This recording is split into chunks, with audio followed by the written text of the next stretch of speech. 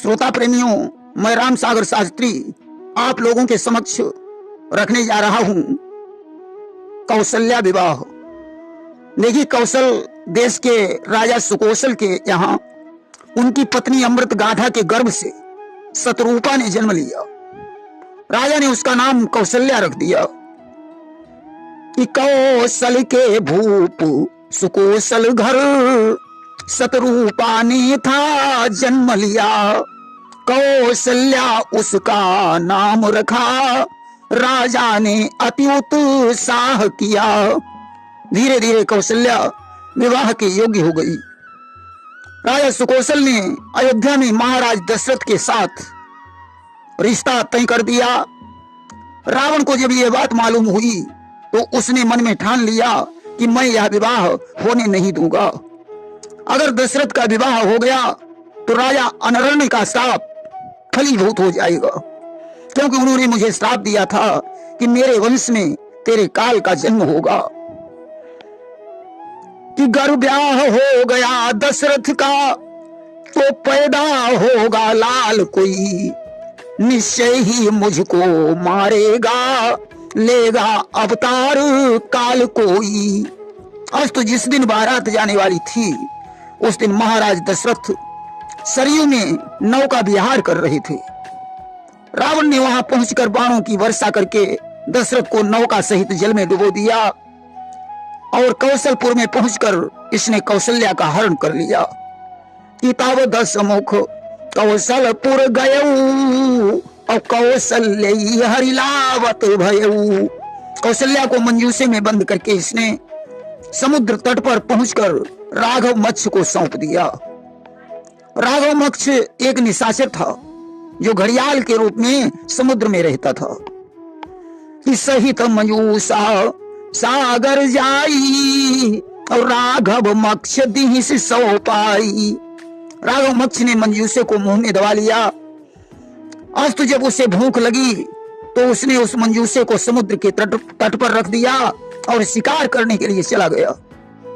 दैव योग से महाराज दशरथ बहते बहते उसी तट पर पहुंच गए। कि तट पर जाकर नृप दशरथ ने मंजूसा रखा पाया है। जब खोल के देखा तो उसने एक अद्भुत दृश्य लखाया है। महाराज दशरथ ने तट पर मंजूसा देखा, उसे खोला तो उसके अंदर एक कन्या देखी। दशरथ ने पूछा, तुम कौन हो? कौशल्या ने अपना परिचय बताया। अब तो दोनों ने अपना गंधर्व विवाह कर लिया और दोनों उस मंजूसे में बंद हो गए। राघव मत्स्य शिकार करके वापस आया, उसने मंजूसा उठाया और मुंह में दबा लिया। तब तक रावण पहुंचा। उसने राघव मत्स्य से मंजूसा मांगा और मंजूसे को लेकर ब्रह्मा जी के पास पहुंचा। उसने ब्रह्मा जी से कहा, पितामह, मैंने तुम्हारे विधान को पलट दिया है। दशरथ डूब कर मर गया, मैं मंजूसे में बंद करके कौशल्या को ले आया हूं। ब्रह्मा जी ने हंसकर कहा, अरे मूर्ख, विधि के विधान को कभी पलटा नहीं जा सकता है। कि ब्रह्मा बोले विधि का विधान लंकेश कभी पलटता नहीं। ब्रह्मा ने कहा, लंकेश, ये तुम्हारी भूल है। कि ब्रह्मा बोले विधि का विधान लंकेश न कभी पलटता है। विधि के ही सिर्फ विधानों से सब कार्य सृष्टि का चलता है। तू सारे प्रयत्न करने के बावजूद भी हार गया। मेरा विधान ये कह रहा है कि दशरथ का कौशल्या के साथ विवाह हो चुका है। कि सारे उपाय करके भी तू अपना सर्वस्व खो चुका है।